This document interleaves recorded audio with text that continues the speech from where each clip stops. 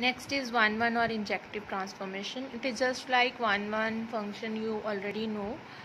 Transformation is actually a function which takes elements of a vector space onto other vector space or same vector space. So 1-1 linear transformation is defined as a transformation for which if two images are equal, that would imply that the two elements in the domain group, they are equal. That is, if t of x is equal to ty, that would imply x is equal to y.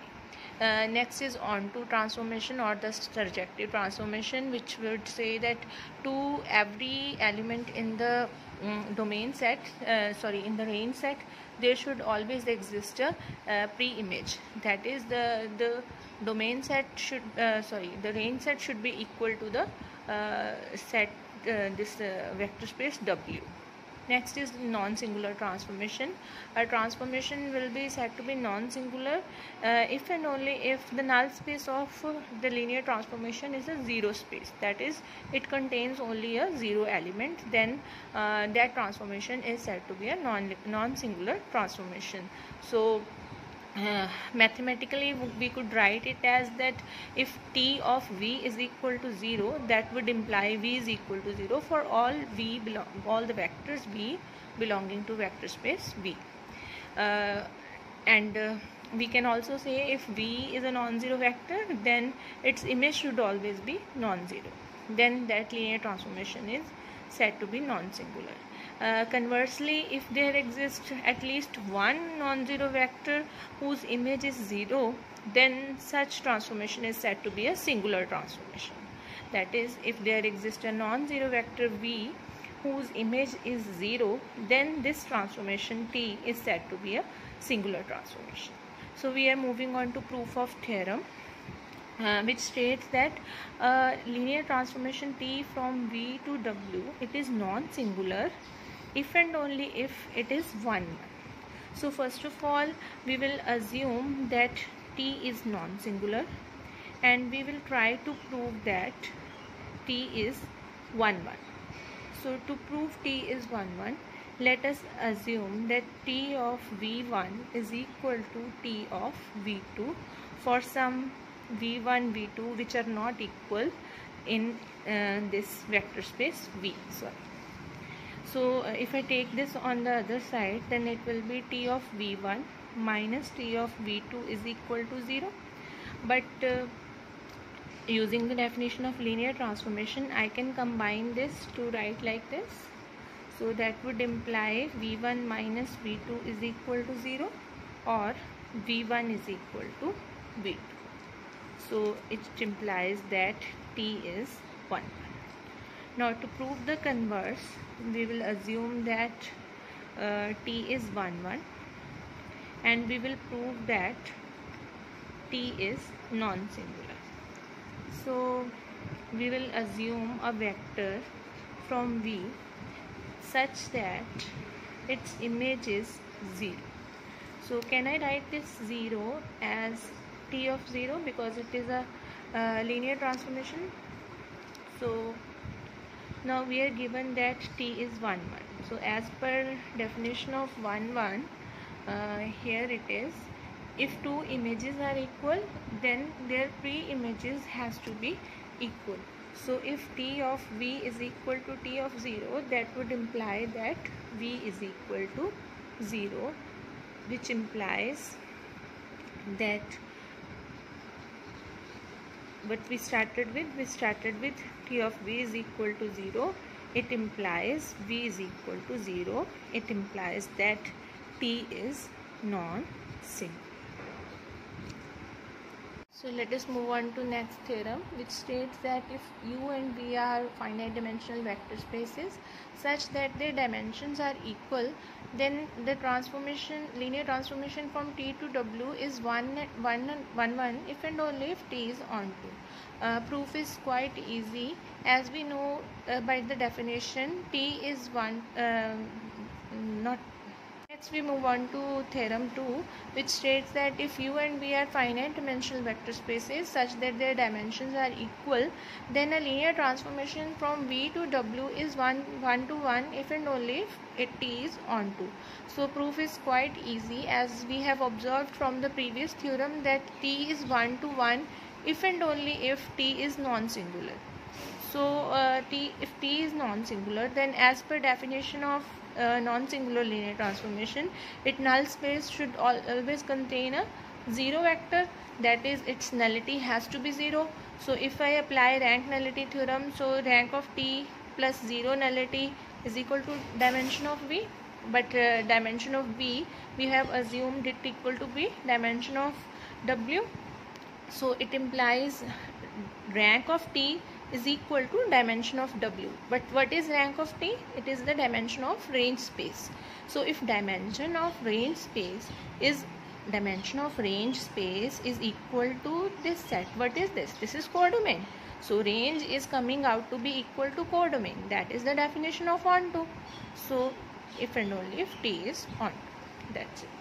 So next theorem is, if T from V to W is a linear transformation, let us assume that V is a finite dimensional vector space, then we are to prove that V and range space of T, they have same dimensions if and only if T is non-singular. Its proof is an immediate consequence of previous two theorems, so I am leaving it for you.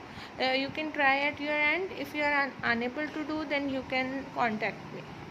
Theorem 4 states that a linear transformation T from V to W is non-singular if and only if set of images of a linearly independent set is linearly independent. First of all, let us assume that this set of vectors is linearly independent.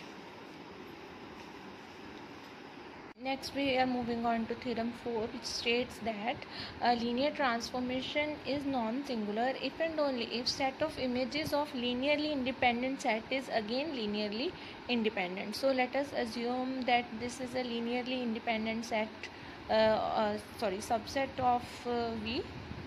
So what we have to prove?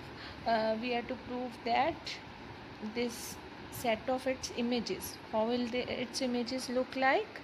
Images will image of V1 under linear transformation T, image of V2, and so on, image of Vn, that this is also linearly independent. This we need to prove. So from where we usually start when we are to prove linear independence, we start from the definition of linearly independent dependence, and we write the elements in a linear combination where alphas are scalars, and we try to prove that these scalars are actually 0 for all alphas from field. Okay, now since T is a linear transformation, so these alphas can go inside, and moreover we can combine them as per definition of linear transformation. This will become alpha 1 V1, similarly this will become T of alpha 2 V2, and so on, and then we can combine the T's also. You remember that important theorem I told you, so I am using that theorem for n vectors. So what does this say? This says that image of some element is 0. It implies that element has to be 0. Why it is so? Because we are assuming that transformation is non-singular. First I am doing this part, I am assuming it is non-singular, and I am proving that the set of images is linearly independent. So if it is non-singular, then this image of non-zero element is 0, that is contradiction, so that element has to be 0. So what is this actually? Isn't it linear combination of these vectors? But we have already assumed that these are linearly independent, so it implies that all the alphas, they has to be 0. So if all the alphas are 0, so this equation would imply that all the images are linearly independent. So first part we are done with. Now we will assume the converse. Now we will assume that set of images of linearly independent set is linearly independent, and we shall prove that T is non-singular. So to prove that T is non-singular, what we need to prove? We need to prove that if image of an element is 0, then that element has to be 0. So let us assume that there is a vector V such that its image is 0. Now what we need to prove as per definition of non-singular, we wish to show that this V is actually 0. So we'll prove by contradiction. We'll assume that this V is non-zero. So if V is non-zero, then this singleton set, we know a non-zero singleton is always a linearly independent. So this is linearly independent. So what we have assumed in the converse part, we have assumed that set of images of linearly independent set is linearly independent. So it implies that its image under T, that would also be linearly independent. But what is its image? Its image is 0. We have assumed that V such a way that its image is 0. So it implies 0 is linearly independent, but it is a contradiction. We know 0 cannot be linearly independent. In fact, a set, if it contains 0 vector, it becomes linearly dependent. So it is a contradiction. So this V has to be, it cannot be non-zero, it has to be 0, which implies that this is a non-singular linear transformation. So it implies V has to be 0. That's it.